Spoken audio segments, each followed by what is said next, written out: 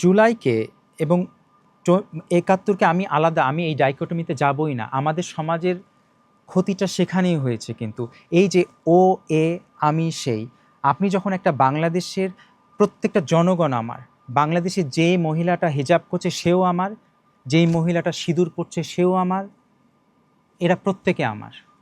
আমার বাংলাদেশে যে আদিবাসী, যে আমার ভূখণ্ডে যারা আসছে সেই আমার। আপনি তাদেরকে একটা সিল লাগিয়ে দিয়ে তাদেরকে যদি আপনি ভিলেনভাবে তৈরি করে ফেলেন, আপনি তো তাদেরকে ভূখণ্ড থেকে বাইরে বের করতে পারছেন না।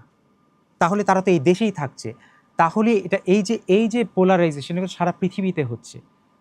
হ্যাঁ, আজকে যে যে যে ছেলেটা যদি আমাকে গালিও দেয়, আমাকে যাই বলে, আমি কিন্তু বোঝার চেষ্টা করি ও কেন দিচ্ছে।